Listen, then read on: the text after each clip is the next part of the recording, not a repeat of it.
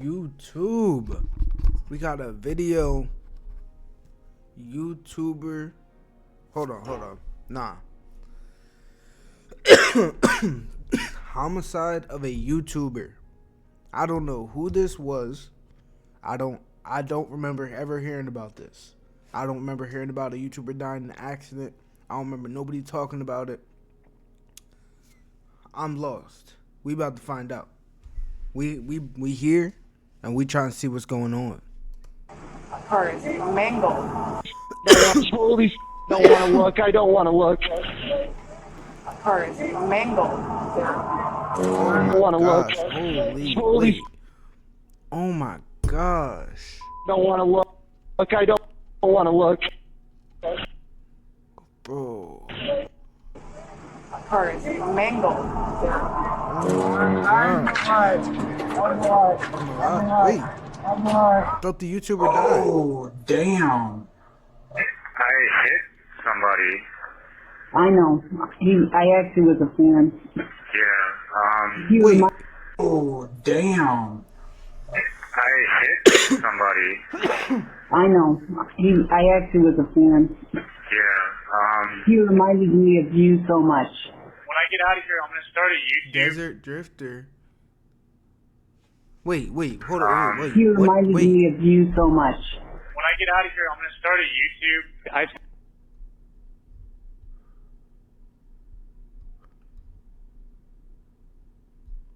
Bro, did he just hit somebody in his car and say, I think I'm gonna make a YouTube after this? He killed him and said, I'm gonna make a YouTube I think channel? the first video I should make is like about this. Oh, yeah, January- we're brain dead. Yeah, we're brain dead. It's over. There's no hope. There is no hope. There's no hope. That is the most Ladies and gentlemen, outrageous, we got him. the most outrageous thing I've heard. Bro, what? 31st, 2025, a white van smashes into a car stopped at a red light. Late 2025. Gosh. The beginning of January.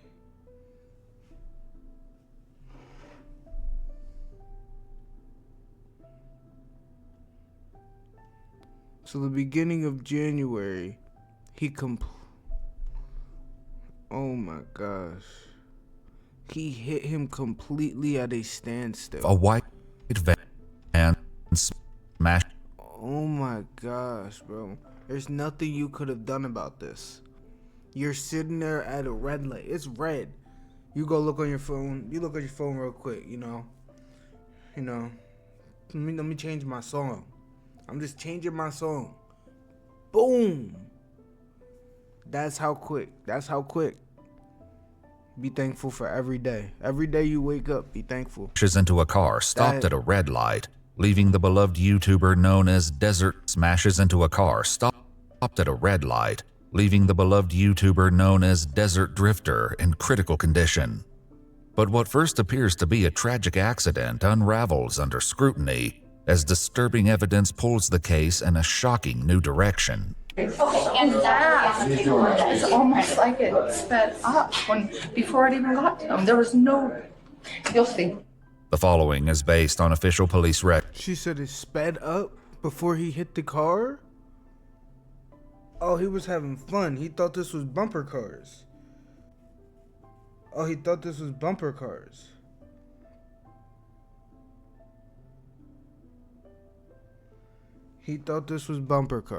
That's all this was. And the footage has never been seen before until now. Just after 10 p.m., dispatchers in Grand Junction, Colorado are alerted to a severe crash involving two vehicles at a four-way intersection. 911, this is Chennai. What's the address of your emergency? Hey, I'm on the corner of North and First, and there was a crazy accident. Okay, we were you need involved? ambulance here. Yeah, we're getting a lot of calls. Were you involved? No, I was not involved. I'm told I don't want to look. Okay. Oh. Nearly a dozen calls flood in, including one from 2 witnesses who saw the incident unfold. This is crazy. The guy was driving sporadically. We could see he ran a red light before. And he was hauling butt down the road. Then Oh, he was just. Okay, gotcha. we got to stop. And you said it was a van or whatever kind of vehicle? I can't tell what it is. It's like a utility van. That's the one that ran the red light. And smacked into this other vehicle. Man, I can't tell what the other car is, but it's nasty.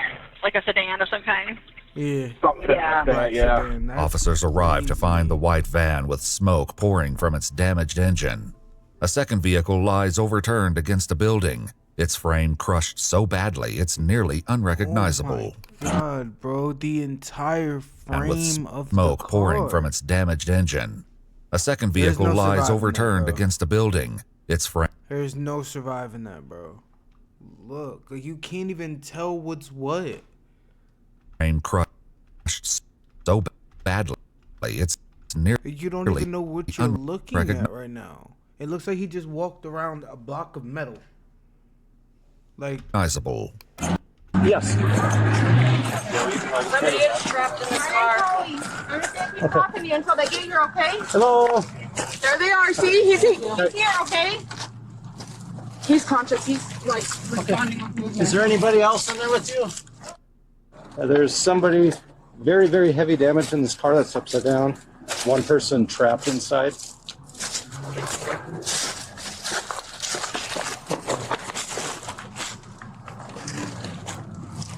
bro, this is how do they start to go about getting him out? Like, Can you hear me in there? seatbelt, the car's crushed. Hello, can you hear on me? top of him. Gosh, Is there anybody else stuck in that one too? There's a guy that can't get out. Okay. You try to talk to him and get him woke up. I'll go check on that guy. Oh. Are you okay? Hello. He's breathing. He's breathing? He's breathing, but he is unresponsive. Okay, is there anybody else in there? bro. Are you by No, yourself? Lock him This up, is him. bro. Put him in jail. Hey, 35 His feet. life. are you okay? I know you were just in a car accident. You're okay. You're okay. You're gonna be okay. Can you? We're gonna need at least 2 ambulances. He's not responsive. Will you guys try and go on the other side? Yeah. Bro, how are they gonna get him out?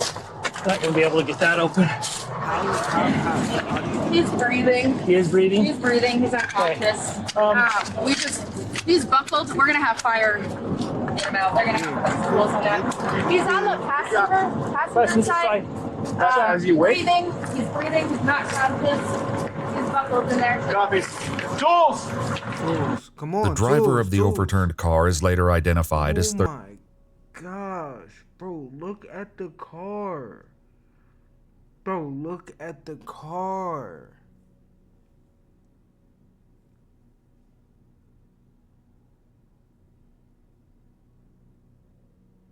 Bro, why does it look like he's driving the same van that's 36-year-old supposed to be parked here? I don't know, bro. This is crazy. Andrew Martin Cross, the YouTuber known as Desert Drifter. While a rescue team prepares to cut him free, an officer up the road tries to keep the other driver calm. Good. All right, there you go. Yep. All right, just, yep, ambulance is here. Fire truck's gonna try to get you out, okay? Bro, Okay. You're doing good, just keep awake, all right? bro, I'm a human. What's that? I'm a human. Yeah, you're doing good. Lock him up. Bro, he is so drunk. That is crazy. Bro, he is so No, drunk. dude. You're doing good, okay? Bro, I'm human. You wanna get in there? The driver of the van is identified as 37-year-old Ragnar Nicholas Nick Crystal.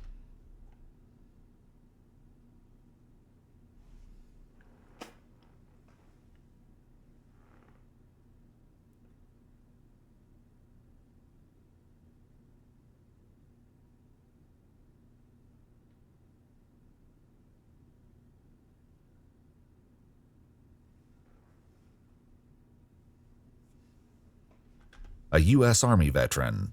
The front end of his van is completely crushed, and the dash and steering wheel has effectively pinned him to the driver's seat. We got him. Firefighters utilize a spreader, a powerful hydraulic tool, to lift the dash and free him from the wreckage. Guys! Alright, there we go. Yeah. Yeah, up and over. Okay, ready? Oh, you got a right behind you. Straight behind you. Other way. There we go, Nick. Alright. There we go. Hey, we'll see car and get lines ready. Meanwhile, backup officers arrive and attempt to collect statements from witnesses. Did you see what happened? I was just heading westbound. And I saw like maybe a little bit of it, but not enough to give a testimony.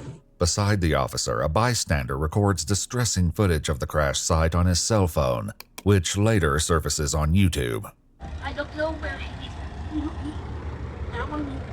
is. Stop recording. Did you guys see what happened? No, we were same as him. Okay. And we don't understand this criminal justice. Okay. What did he say? Ma'am, did you see what happened? I didn't. I was sitting at stink. What did he say? Okay. And we don't understand this criminal justice. And we don't wanna. Same as him. Okay. And we don't understand this criminal justice. Okay. I don't know what he said, but take him to jail too. Ma'am, did you see what happened? I didn't. I was sitting at Stinker. I saw the explosion, but I didn't actually see exactly what happened. Okay. I'm an Uber driver. I was waiting for a call, and so I rushed over and called 911 and tried to do a little assessment for an operator. I really couldn't tell you what happened. I mean, it's... Yeah. A car is mangled. Yeah. Once Nick and Andrew are both freed, they're transported by ambulance to St. Mary's Hospital in critical condition. For first responders who remain at the scene, it's difficult to imagine how both drivers survived such a violent wreck. No, for real. Yes, he was wearing a seatbelt. Yeah. I think he smacked his head right on that windshield. You got that stuff? Oh, I'm sure he smacked into a lot of stuff. I can't believe that guy in the van was talking. What were they chasing? We weren't chasing him for anything. We were told that he was running from the cops. This guy was running from the cops. He came through the intersection and took him out. No. No? No. Yeah. That's what we were told. We're like, where'd this come from? Who told you that? I don't know. Oh, yeah, no. It was passed on to one of our guys, and then they passed it on. Yeah. Rumor mill. No, he's just drunk driving. These stupid people on the street, these NPCs are just spewing out bullshit nonsense. He was drinking, driving, killed a man. Simple as that. This is That's how that stuff starts. Yeah, exactly. Rumors aside, officers are still a long way from understanding the truth of what happened here tonight. facts. An officer arrives at the hospital and attempts to question Nick, the driver of the van, but this proves challenging. Hey, Nick. I'm Officer Keys. Please release my body. Can you tell me what happened? Don't grab there. Why is it my fault? I didn't say anything. I just asked you what happened. These crazy people want control. Okay. Can you tell me what your name is? Can I have my body back? Though his words make little sense, it's still too soon to determine whether that's due to injury or something else entirely. Oh, Back at the scene, officers gather statements from more witnesses. Demons are real. Whatever you believe, this isn't Nick. This is the demons. His body's gone. But even with their combined accounts, it's difficult to pinpoint exactly what happened. This car was facing eastbound on north at the red light. White car blows the red, smashes into this one, Going northbound. crashes, like it drags this thing, pushes it, and I'm thinking it trips Right there at that curb. Oh, shoot. That right there hits that, spins, or flops over, and that guy continues, and he could see. Look at the car. I can't stop saying, but there's no axles, there's no tire, control arms, everything is gone. I'm assuming the tire's either on its rim or was trying to brake because these big old gouge marks. Nearly 2 hours after the crash, Andrew's wife Evelyn arrives at the scene. She would later explain that Andrew was on his way home from backpacking and filming for his YouTube channel at Bears Ears National Monument. When he never made it back, she tracked his phone to the intersection. Andrew was just 4 minutes from home. At the hospital, an officer answers, Bro, he was 4 minutes from making it home. If you're about to get home, if you're almost home, run that red light. Run that red light. I'm telling you, if you're about to be home and you are stuck at a red light, run that red light. If it's 4 a.m. What time was it when this happened again? Where we at? 9:43?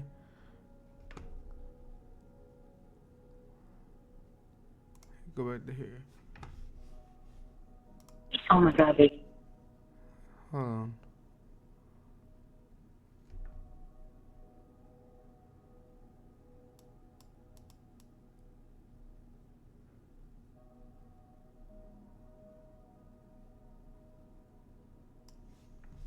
$9 p.m.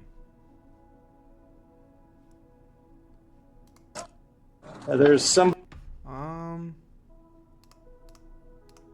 Not gonna lie, I don't know. Don't run red lights, but run that red light. answers what few questions she can from Evelyn as she relays the information to Andrew's family over the phone. Do you know how fast the person is going? A little over the speed limit. A little over the speed limit, so probably speed limit's like 30 there. Yeah.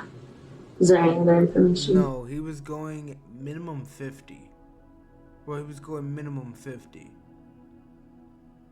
30? You're saying a little over the speed limit? No. That's all that the officers can share. It was not his fault. It was not his fault, is all that they can confirm, which just pisses me off. According to public updates posted by the family, Andrew underwent surgery at the hospital to control bleeding in his brain, and his condition stabilized. Traffic cameras captured the moment his Subaru Outback came to a complete stop at the red light. 7 seconds later, the white cargo van plowed into the back of his vehicle, sending it barreling through the intersection. 7 seconds. Andrew's father later made a guess at how fast the van was really traveling through the 35-mile-per-hour zone. Am I out of the ballpark if I suspect that he was hit from the rear at something approaching 80 miles an hour? Yes, you'd be right on. However, these angles failed to capture the van in the crucial seconds before impact. Later, surveillance videos from nearby businesses, combined with recovered crash data, would paint a far clearer picture. We can just hope right now and hope the miracle happens and Andrew survives this. By February 6th, 1 week after the crash, Andrew's family shares an update. Though he has no spinal damage, a CT scan shows increased bleeding and several small strokes on the left side of his brain. He's kept under sedation to give his brain time to rest. Meanwhile, Nick has recovered enough to answer questions from investigators. Do you have a broken pelvis or something somebody was saying or something? Yeah, they had to cut open my stomach like C-section, and they had to cut down my leg just to get at my hip bone to jam it back into the socket. Is that a bone down there? I got stitches like. Is that a bone down there? I got stitches like with Jack from that Christmas movie.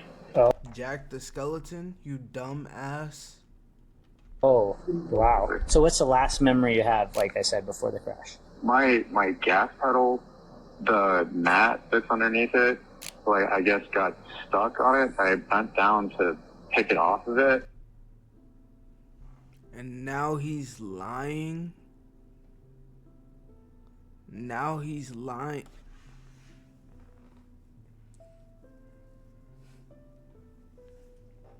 Bro, he's lying. And the next thing I know, I'm like, bam! and like all my stuff is flying around. I'm in like extreme pain, and for a freaking rug, dude. I don't remember anything after crashing into them. Is that they were just stopped? Really? They were just stopped at a red light. So, yeah. Bro, don't do this fake crime. It's fake crime. How old are they? What?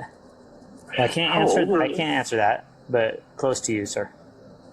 According to police records, technicians noted during the van's inspection that the accelerator pedal had been snapped off. After reviewing crime scene photos, the mat also appeared to be partially bent up on both sides after the wreck. While it is possible the mat became stuck, observations made by medical staff after Nick arrived at the hospital point to a more concerning possibility. Any drugs, alcohol, or any other distractions that night, sir? No, so since I don't have a phone and my leg was visibly out of my skin, I didn't know how to cope and wait, so I drank all.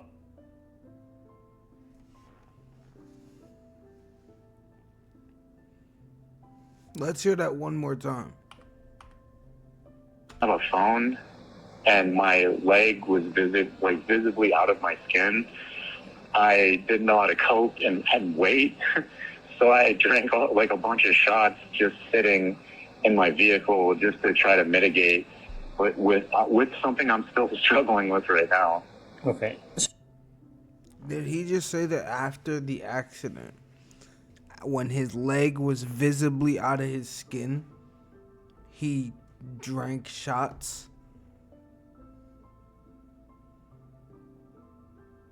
Yeah. Are you talking after the crash? After, yeah. After the crash, you started drinking a bunch of shots. Yes. Oh, okay. How much pain I was in. Okay.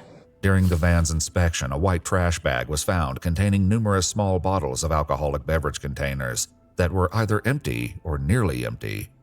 The bag itself contained a dark brown liquid substance that smelled, quote, foul, such as vomit. Investigators would return to this subject later after obtaining his hospital records. For now, investigators continue gathering evidence while monitoring Andrew's condition. On February 18th, his father shares that he's been taken off sedation and is breathing with minimal ventilator support. That's where we are. We'll keep you posted. No, please keep me 100% posted. Yeah. I can't like I said, I don't have a lot of words for your family right now. But I've been looking at my own son, honestly, a lot different. He's 16, going to be 17 soon, and every time he leaves the house now or anything driving, like, your family is, on my mind, and I'm sorry. So. Yeah, no, I appreciate it. Works. Andrew is still in the ICU on February 21st when Nick is finally discharged from a VA hospital. He's promptly intercepted by police officers and arrested on a vehicular assault warrant. Wait. He's February 21st when Nick. So Andrew is still in the ICU on February 21st when Nick is finally discharged from a VA hospital. He's promptly intercepted by police officers and arrested on a vehicular assault warrant. Before heading to jail, he's brought in for an interview. How you doing, man? With all things considered, I think they're trying to keep me in a hospital to treat me as like a psychosis or like making something into something that's not. Oh, really? So I just wanted to come to you guys and face the music. Okay. Yeah, let's get this part out of the way. Oh, really? So I just wanted to come to you guys and face the music. Okay. Yeah, let's get this part out of the way. Sure, I get that. And so as far as your injuries, it sounds like you can kind of walk now and stuff like that? I can't put weight on it, but I've gotten pretty good at hopping. Okay. So I'm just trying to get better. I'm glad you're doing okay and that you're going to heal up, brother. No, I appreciate it. The thing that bugged me the most was that guy's not a quadriplegic and he's alive. Sure. Nick shares with the investigators that before crashing the van, he'd been living in it and was traveling toward the West Coast. As of recently, I lost both my cats and I was just trying to go to the Native American ruins just to like keep my mind distracted, but that's been something that I really need is like a career or a job you go into, like a purpose in life. Interestingly, many of the videos on the Desert Drifter YouTube channel feature Andrew visiting ancient ruins and prehistoric sites. Bro. None of that's happening anymore. None of it's happening anymore. According to a video posted by his wife Evelyn, exploring these landscapes left Andrew with a, quote, sense of peace and purpose. I came back to a country that said 9/11 was a scam, and you know, it's like we were murderers and all kind of stuff. So it was really hard to get help and meet anybody, knowing that I was a veteran, especially in like super. If they said that earlier in the video and I didn't get it, it's because I'm fried. If you're not fried, that's the problem with you. Liberal states. Okay. They were had a lot more animosity. So I was just trying to drive around until I found Let's skip this. beers in there. And I just remember drinking them and throwing them out the window. As imaginative as his explanation might be, it's in direct conflict with witness statements and what's clearly observed in body cam footage. He's breathing. He's breathing? He's breathing, but he is unresponsive. Did you ever see him eat? So you were that unresponsive. How'd you take all them shots after the accident? Red flag number 1. Or drink That's like anything number while they were in front of you? No, for the majority of the time he was unconscious. Okay. I don't know how to explain it. Right. It was like, I wasn't me. This isn't real. This isn't happening. And I think it was like a dream. And so doing the shooters was like me trying to connect back to reality almost. I don't know how to explain that. Hospital records would later reveal that Nick had a blood ethanol level of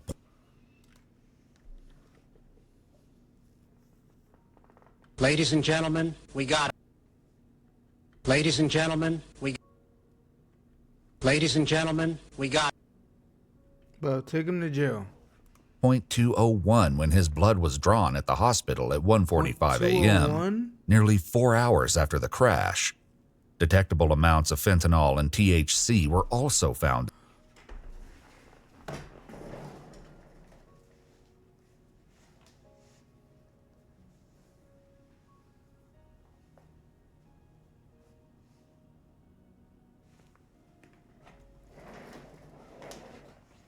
Fentanyl?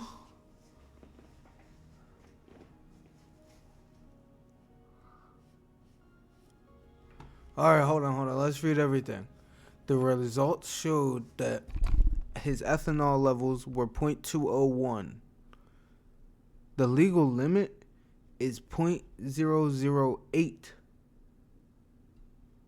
That's for 1. For 2, he was all fent. That Fetty. 1.7. I don't know what the fuck that is. Anyways. Delta 9 THC was connected. Hydroxyl Delta 9 trihydrocannabinoid was also. Well, he was high out of his fucking brain. Investigators also shared something with Andrew's father that has disturbing implications. We have a ready report. Do you know what that is? No. Report every drunk driver immediately. Oh. We have that from hours prior to the crash, out near the Palisade area. Okay. With that van. But that was quite a few hours prior, but had already reported that they were possibly, under the influence at that point. Have you ever gotten a DUI before or anything like that? 11 years ago. Oh, 11 years. Oh, quite a while ago. According to police records, Nick was arrested in February of 2014 and charged with DWI, aggravated DWI, and reckless endangerment. He's been doing it ever since. He just never got caught. All that added up. Boom. This happened. He was doing it. Oh, I'm never getting caught. I'm so good. Drinking, driving, getting high, whatever. It took one time to take everything away.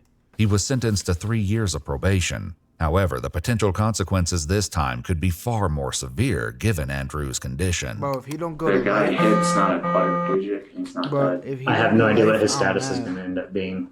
I mean, he's still at the hospital, right? And he's still not doing very well at all. But I don't know what his end result will be. I think this probably is what needed to happen. Even if this incident changes the course of Nick's life for the better, Andrew's father would likely disagree that it was worth the cost of what happened to his son. How are you doing? I can't imagine. It's not. It's messed up. Shouldn't have. No, it should never have happened. It's not even explainable, really. And it's not in any way. Like, so there's, when I've dealt with a lot of crime in my 19 years straight. There's sometimes where people are victims, right? And then there's victims, right? And this is one where it's just 100%. He is a victim every way. Far from over, following I don't know what the fuck he's talking about. Obviously, we know he's a victim. Like, bro, what are you yapping about? You would say you're trying to make him feel better, but that shit made no sense. that I would gladly give my life because I don't have one for that person just to wake up and have one. Okay. Right. Following Nick's interview, he's booked into the Mesa County Jail. But the case is far from over. Crash data, additional surveillance footage, and Nick's own private confessions will soon cast the incident in a much darker light. For now, Nick reaches out to his estranged mother, who's all too familiar with the victim, Andrew Cross. Hello, Nick. Oh my God. I'm so glad. I'm so glad you're alive. I hit 30. 1 minute. somebody. I know. I actually was a fan. Yeah. He reminded me of you so much.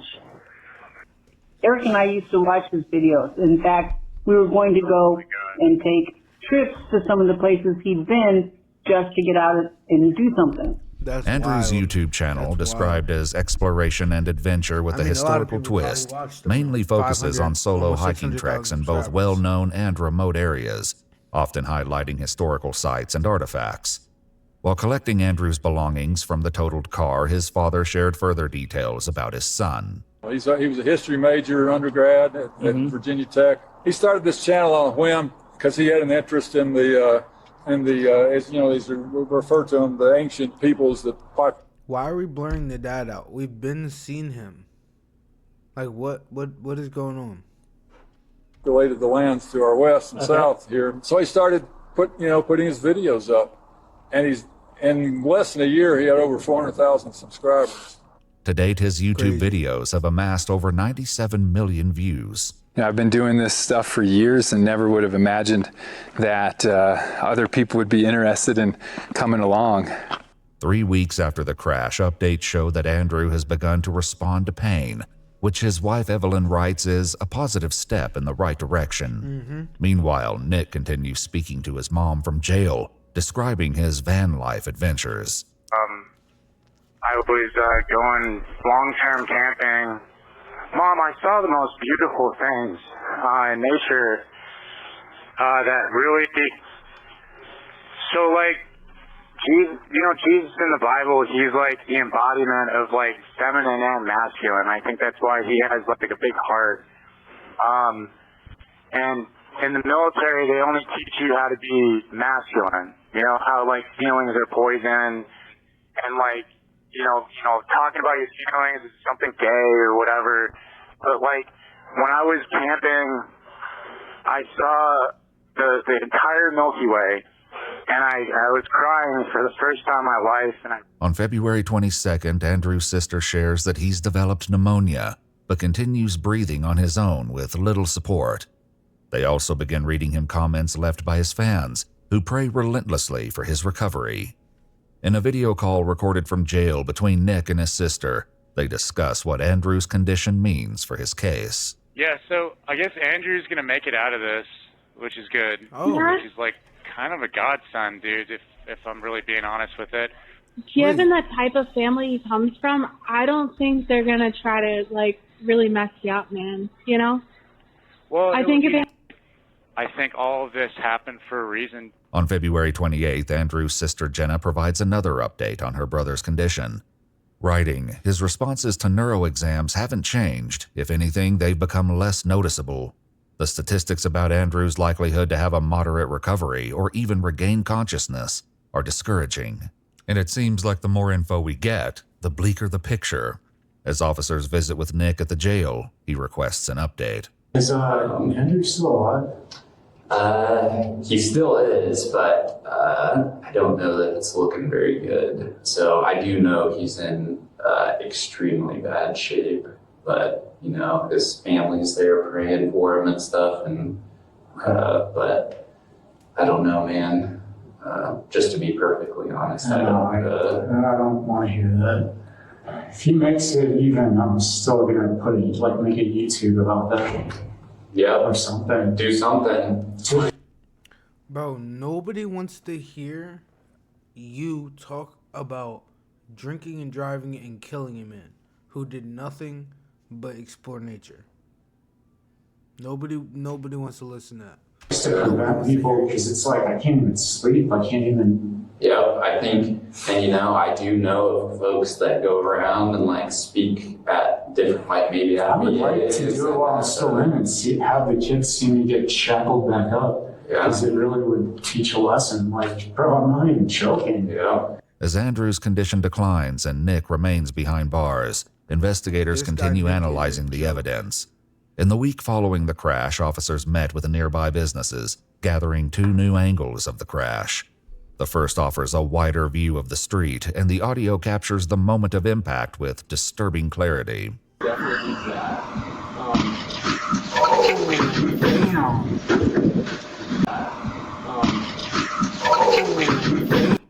But look at this guy right here.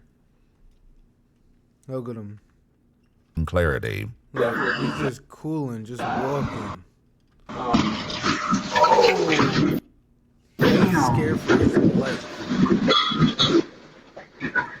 The footage reveals that once the van struck Andrew's car, it carried it down the street until it collided with a light pole, causing it to roll over as it landed against the building. Another nearby business caught a similar angle, but one disturbing detail stands out. And then it's crazy. They were coming from way far away. And that is almost like it sped up before it even got to them. There was no, you'll see. In video footage recorded on an officer's phone, the van can be seen gaining intense speeds before smashing into Andrew's car at the stoplight. According to crash data, Nick was traveling at 80 miles per hour 5 seconds before impact. In the final tenth of a second, his speed climbed to 82, indicating he accelerated just before the collision. After learning the exact speeds at which his son was struck, Andrew's father shared a calculation with the investigating officer. The weight of that van I estimated to be 10,000, his to be 4,000. Speed of travel, 82 miles an hour, his car being stationary. This dad is so smart. He meticulates every last, like, bro, he's, damn, bro, this is just sad. And the Google's AI, artificial intelligence module spit out the calculation because they laid it all out in 6 steps. But the bottom line is that he suffered an impact of over 87 G's of force. Wow. The report also notes that a stuck floor mat would not explain this acceleration, and that a reasonable driver would have applied the brakes. Despite all the data, nothing could explain what compelled Nick to speed up before striking Andrew's car. I've been through some tough stuff, dude, and I didn't have a means to react because I have insecurity issues. All right, hold on.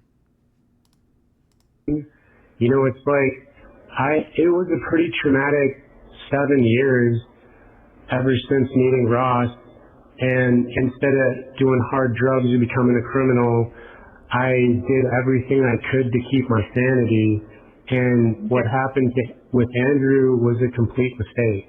I never intended that to happen. You know? Dude, I was on the phone with the government, and I was like accurately pointing out their emotions on PTSD or whatever to go to sleep at night. You know? Andrew's father shared that his son once worked with a group that provides support for struggling adults, including those who are suffering from PTSD. They're in Utah nearby, then they're an outdoor, register or whatever you have to be. He killed somebody who could have helped him with his problem and situation. He had Accredited resources that outdoor could help therapy program for people with primarily drug addictions they're Okay. trying to kick, but also some alcohol. I have a lot of people in my life that love me, but I didn't love myself, and I couldn't forgive myself for everything that I didn't want to talk about, and it kind of ended up like this. Okay. And you guys are right. You're right about everything. I didn't know how to open up to you guys. I didn't know how to talk to you. And it was better to slaughter. I want to know what his punishment is. 36-year-old Andrew Martin. On March 4th, 2025, 36-year-old Andrew He was hit on January 31st. He had to go through an entire month of struggling. Martin Cross passed away in the company of his wife, family, and friends. Before his death, Andrew's best friend and dad tirelessly dug through the wreckage of Andrew's car to find his camera in the hopes of salvaging his footage. Right? I hope they did. He's got a camera that's on a pole that he does a lot of filming with. Yeah. And Wait a minute here. He uses that one.